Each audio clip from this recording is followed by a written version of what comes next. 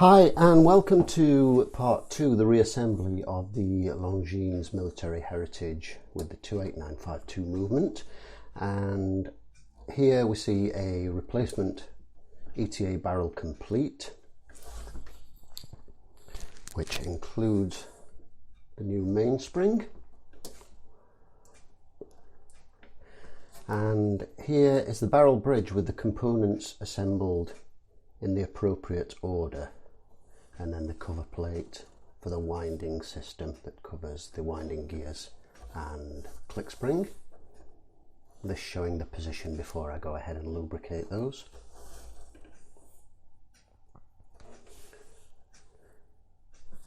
The replacement barrel complete and the second wheel are placed accordingly in the main plate, and then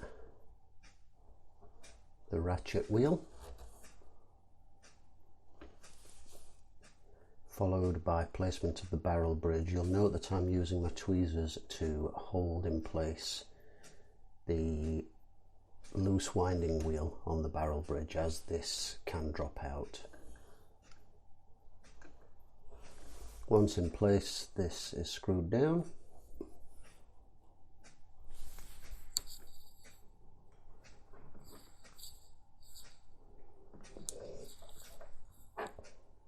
Flipping over to the dial side, here I'm fitting the escape wheel bridge, which is one of the modified components of this particular movement, because the escape wheel is double-ended so that it drives the off-center seconds at the subdial.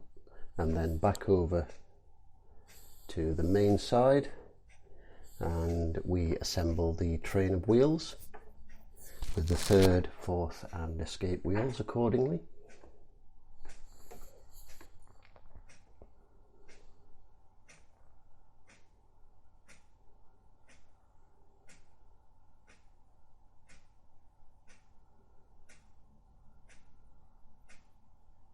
Once these are in place, the minimalist train bridge is fitted, and once all the pivots are securely located, this is screwed down and secured.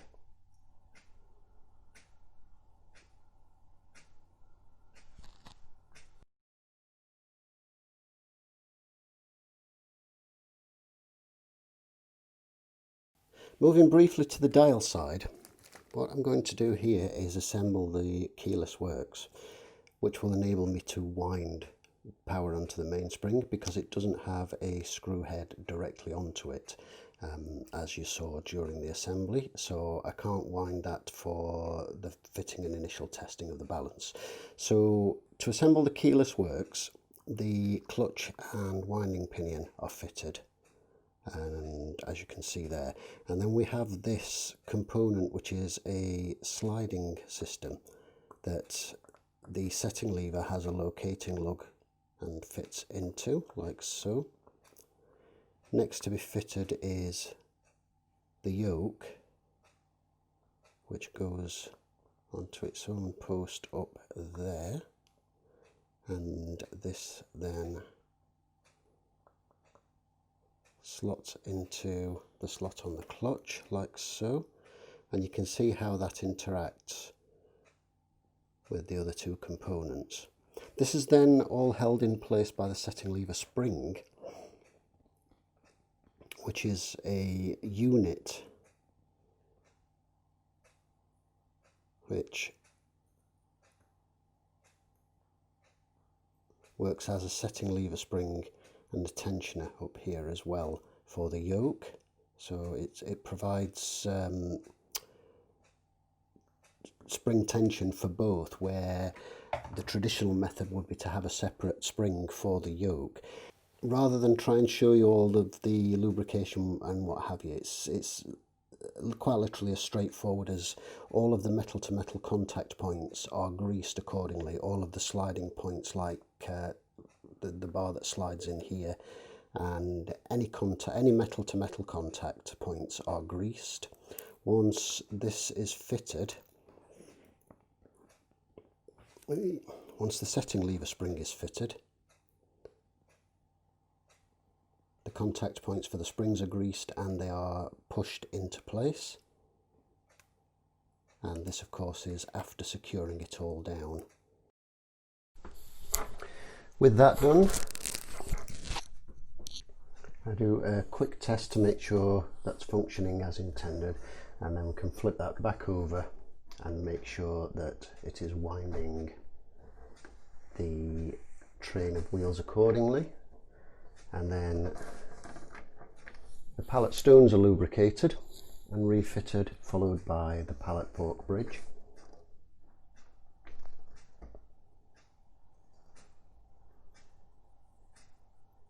This is secured, and then a little wind is applied via the crown to the mainspring.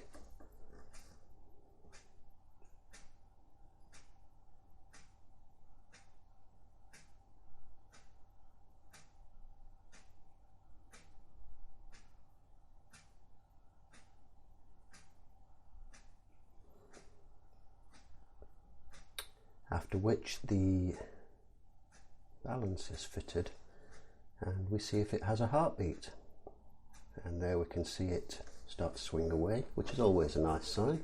One of my favourite parts of a rebuild. The balance is then secured,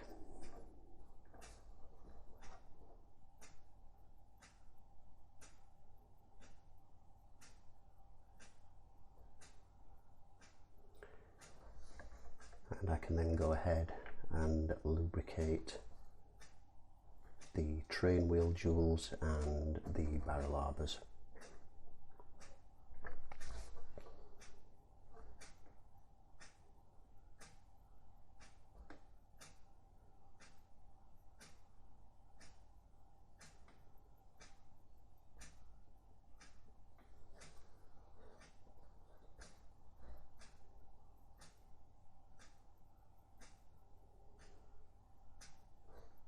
The process is repeated on the dial side.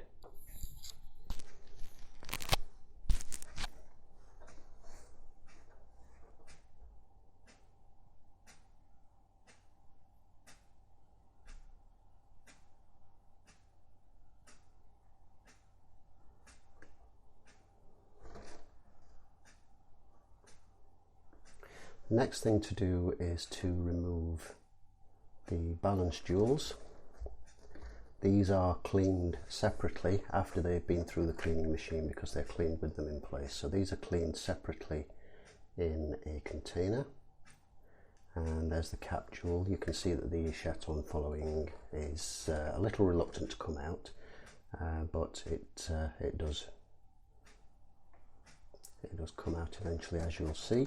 These are cleaned separately and they are then lubricated and refitted, and the exact same procedure is repeated on the dial side.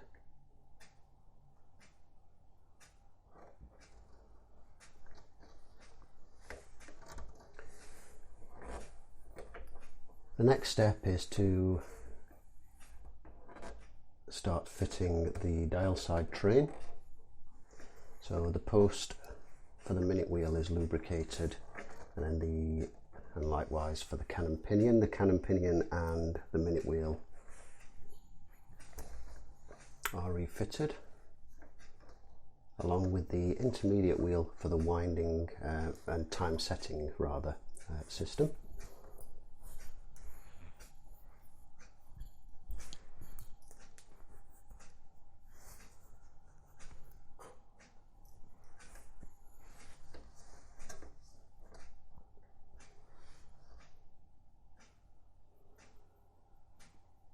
This second gear at the lower point that you see there is a rocking intermediate gear for the quick date change system, and you'll see how that operates in a moment, along with this gear which will slide back and forth accordingly, which will either slip or move the date wheel.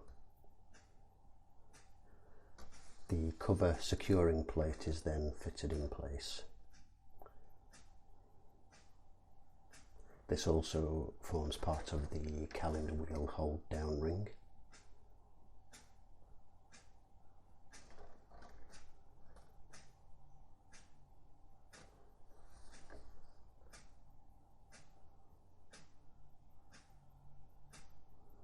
which I fit at this point here before realizing that I need to fit the date change wheel, as there's not adequate room to fit that in underneath.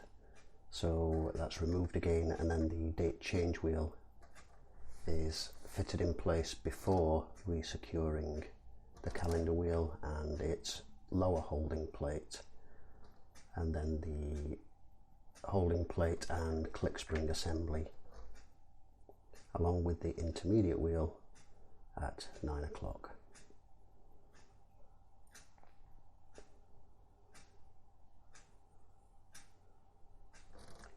And this is the assembly that transfers the motion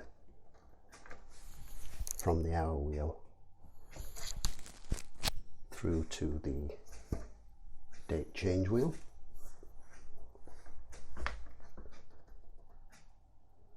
With that in place, we can then begin to assemble the 3 gears that make up the sub-seconds assembly. Here I'm just putting them in place so you can see how they fit together and how they work, and along with the cover plate, before oiling the lower pivots and then fitting them properly and lubricating the upper pivots.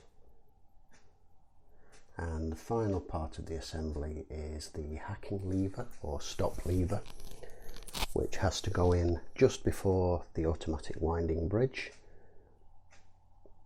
This is fitted in place, checked for fitment to make sure that everything is moving and winding by hand and by the oscillating weight as it should. And this is secured in place by the 3 black screws, as mentioned in the disassembly video. The reassembly of the automatic winding bridge is quite literally just a reverse of the disassembly that you saw in the previous video, and hence that wasn't included in this one.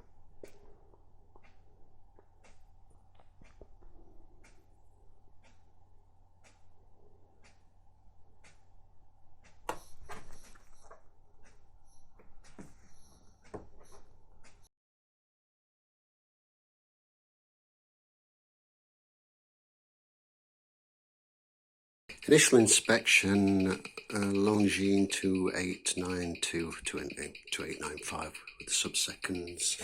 Dial up, we have got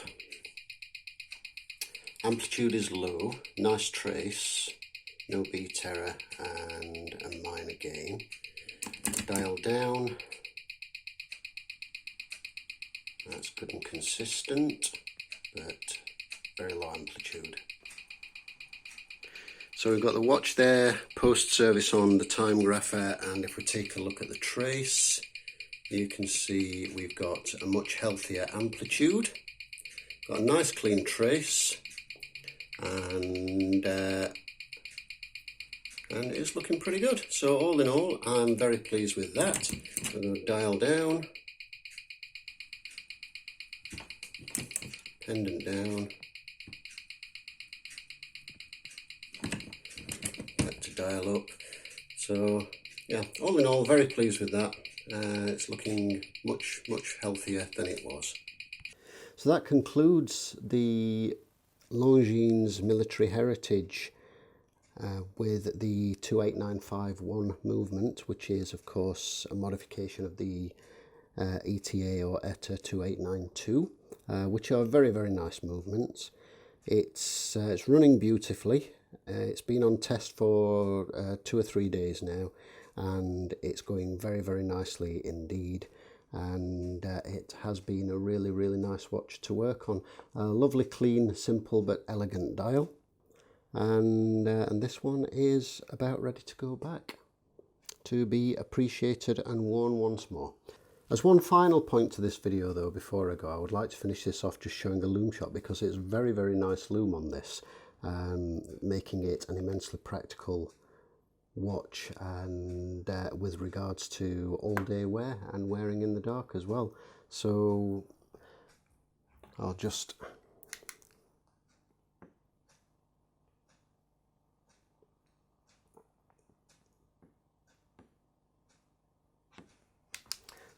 flick the light off, and there you go.